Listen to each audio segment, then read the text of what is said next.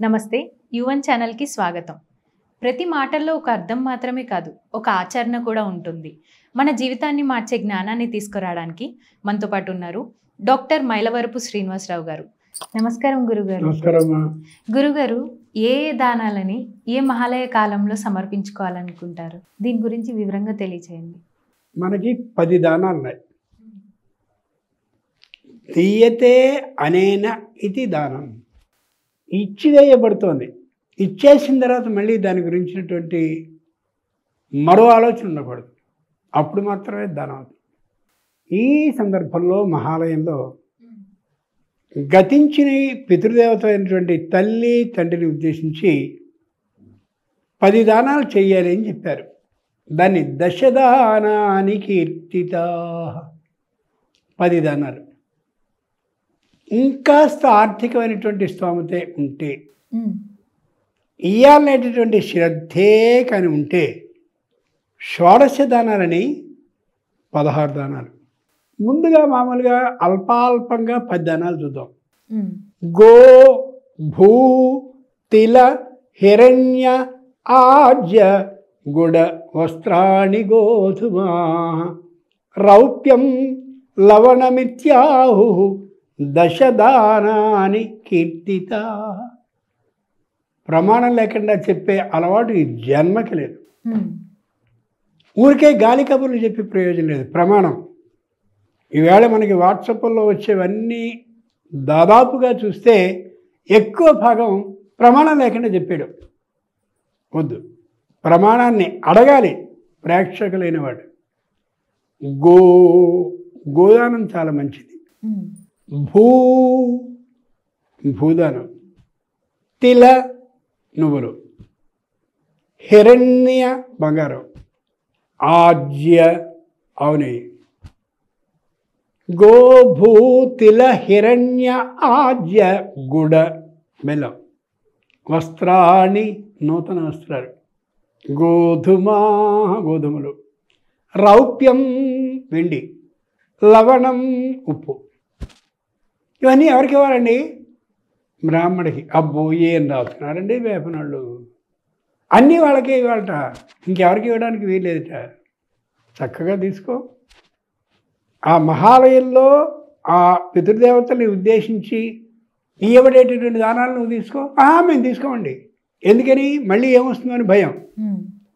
ఎంత ధైర్యంగా బ్రాహ్మణుడు ఈ దానాలు తీసుకుంటున్నాడు అంటే, నీకు రాబోయే కష్టాన్ని, అపమృత్యు దోషాన్ని, అంటే అనుకోని కాలంలో వచ్చేటటువంటి మరణాన్ని ఇతనికి దానాన్ని ఇచ్చి వాయిదా వేసుకునేటటువంటిదిగా చేయడానికి సిద్ధపడ్డాడంటే బ్రాహ్మణుడే గొప్పవాడు. ఆలోచించి చూడాలి.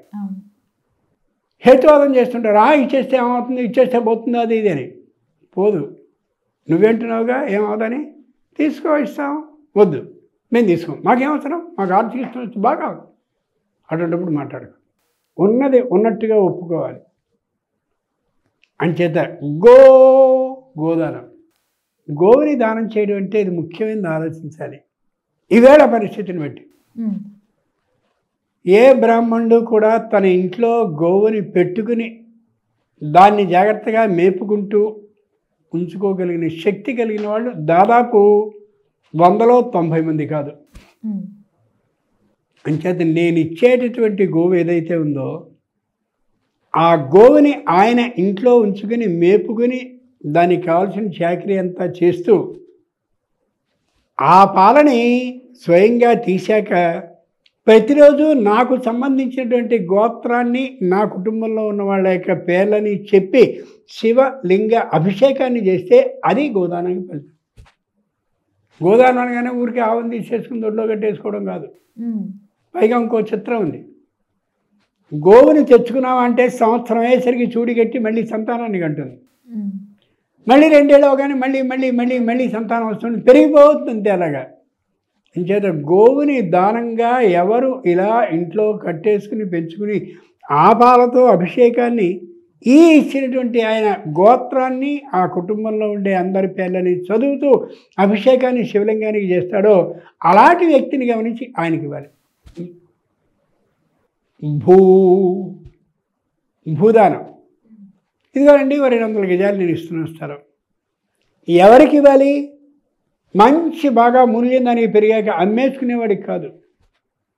ఆ భూమిలో నేనేదో ఒక పాకని కట్టుకుని దాంట్లోనే నేను నివసిస్తానని ఎవరైతే అంటారో, నిజంగా నివసించేటటువంటి ఆర్థికమైన స్తోమత లేకుండా అలాగే దలిచాడో ఉంటాడో అటువంటి ఆయనకి భూదానం చేయాలి. చాలామంది వేళ భూదానం అనగానే తీసుకోవడం, మంచి విలువ పెరిగింది అన్న తర్వాత అమ్మేయడం. అది నేరం, ఘోరం, దారుణం. ఓ కన్యని తండ్రి ఇస్తున్నాడు, కాబోయేటటువంటి మామగారు కన్యని ఇస్తున్నాడు. శాశ్వతంగా పోషించాలి తప్ప మధ్యలో కొంతకాలం అయిన తర్వాత విడిచేస్తుంటే అది చాలా తప్పు. గో భూ తిల, తిల్లంటే నువ్వులు, నల్ల నువ్వుల్ని దానం చేయాలి. ఈవేళ ఎంత ఘోరమైన నీచమైన పరిస్థితిలో ఉన్నామంటే నల్ల నువ్వులను అమ్ముతారు. అలా నీళ్ళతో తర్పణాలు విడుస్తూ ఉంటే ఈ చెయ్యి అంతా నల్ల రంగు అయిపోతుంది. అసలే అది నువ్వులు. ఆ దరిద్రుడు అమ్మేవాడు అంత దరిద్రాన్ని పొందుతాడు. ఇంకా వద్దు, చక్కటి చేద్దాం, దానికి రంగేయలేదు. గోభూతిల, నువ్వుల్ని దానం చేయొచ్చు. హిరణ్య, బంగారం. బంగారాన్ని దానం చేయడం కూడా దానాల్లో ఒకటే. బంగారం అనగానే బ్రాహ్మడికి ఇచ్చేది కదా అని సన్న రేకుని ఇస్తాడు అనుకుందాం. ఆయన ఏం చేస్తాడు? సన్న రేకుని అలా మెళ్ళ వేసుకు తిరిగడుగా. అంచేత ఏ కూతురు పెళ్ళికో కొడుకో ఇంకోటో ఏదో జరిగినప్పుడు దాంట్లో కలిపేస్తాడు. అలా కాదు, నువ్వు ఇచ్చేటటువంటి ఏ బంగారపు దానం ఉందో అది ఆయన ఒంటి మీద నిత్యము కనిపించేలా ఉంచుకునేటటువంటి ఆ వ్యక్తి నిజాయితీని గమనించి అతనికి ఇవ్వాలి. హిరణ్య ఆజ్య, ఆజ్యం అంటే ఆవు నెయ్యి తిందాన్ని, ఆవు నెయ్యి మాత్రమే. ఈవేళ మనం ఎంత నీచలము అంటే ఆవు బొమ్మ పైకి కనిపిస్తుంది, లోపల అన్ని రకాలవి మేక, గొర్రె, ఇంకా మామూలుగా ఇంకా గాడిద పాలు కూడా కలుపుతారు హైదరాబాద్లో కొన్ని సందర్భాల్లో. బర్రె పాలు ఎప్పుడూ ఉంటాయి దాంట్లో తప్ప ఆవు పాలు తక్కువగా ఉంటాయనేది నిరూపింపబడి పత్రికల్లో వచ్చిన వార్తకి అనుగుణంగా నేను చెప్తున్నా. అంటే చక్కగా నిజంగా ఆవు నేతినే ఏదొచ్చినట్టయితే పల్లెటూళ్ళకి ఎవరికైనా కబురు చేస్తే చక్కగా పట్టుకొస్తారు. ఇంకా పల్లెటూళ్ళు అన్నీ చెడిపోరా.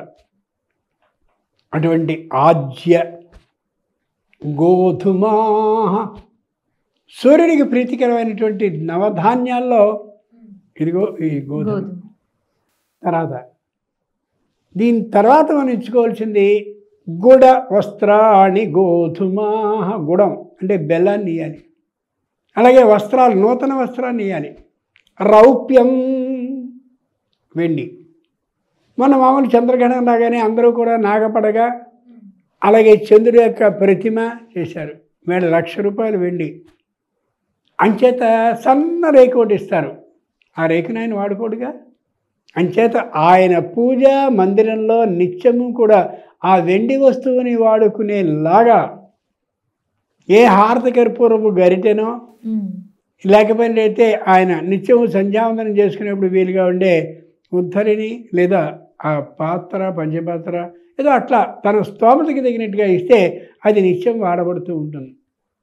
రౌప్యం లవణం, మెత్తని ఉప్పు కాదు, గడ్డుగా ఉంటుంది, పలుకులు ఉండేది. ఇవి గోభూతిల హిరణ్య ఆజ్య గుడ వస్త్రాణి గోధుమా రౌప్యం లవణమిత్యాహు దశ దానాని కీర్తిత. ఇక్కడ విశేషం ఉంది. గో అనగానే మాకు ఇవ్వండి అంటూ ఆవు కదా. ఈవేళ ఆవు చాలా గొప్పది, ఆవు నుంచి వచ్చేటటువంటి ఆ పంచపదార్థాలు కూడా చాలా గొప్పవి అని చెప్పేసరికి అందరూ కూడా ఆవు గొప్పదనేటటువంటి విషయం కంటే ఆవు ఖరీదుని పెంచేశారు. అది జరిగింది. అంచేత ఆవు దానాన్ని తీసుకునేందుకు ఎవరైనా వచ్చేస్తారు. అటువంటి వాళ్ళకి ఆ గోదానంతో పాటు తిలా కూర కలపాలి. నువ్వు ఈ తిలదానం తీసుకుంటేనే ఆవునిస్తాము. ఈ రెండు తీసుకు. వీళ్ళ విపరీతంగా ధరలు ఆకాశానికి వెళ్ళిపోయాయి. ఆ భూదానం తీసుకుంటున్నావా? అయితే నీకు ఆజ్య ఆవునేతినిస్తాం. ఉమ్. ఆ దోషం ఈ లాభం రెండు గురించి. అదేవిధంగా హిరణ్య బంగారు దానం, అందరం మేము వచ్చేస్తాం, నీకు దాంతోపాటు గూడెం బెల్లాన్ని ఇస్తాం.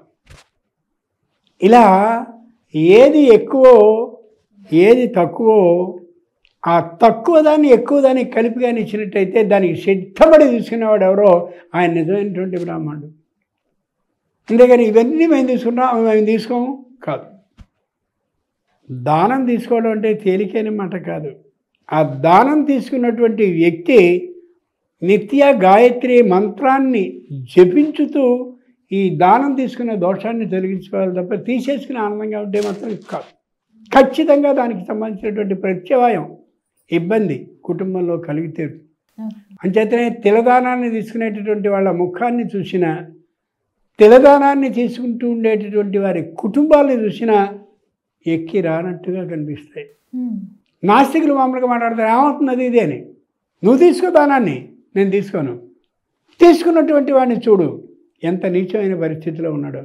స్పష్టమైన ఆధారం కనిపిస్తూ ఉంటే లేదని దెబ్బలాడడం సరిగా.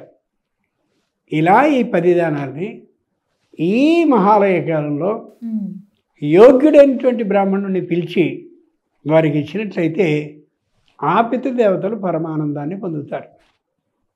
ఎంత గొప్ప విషయమో గమనించుకోగలగాలి. ఏదైనా ఒక విషయాన్ని మనం తెలుసుకున్నాము అని అంటే తెలుసుకున్న విషయాన్ని ఆచరణలో పెట్టడానికి ప్రయత్నించడం, పెట్టేలా చేస్తే అది విన్నందువల్ల ప్రయోజనం.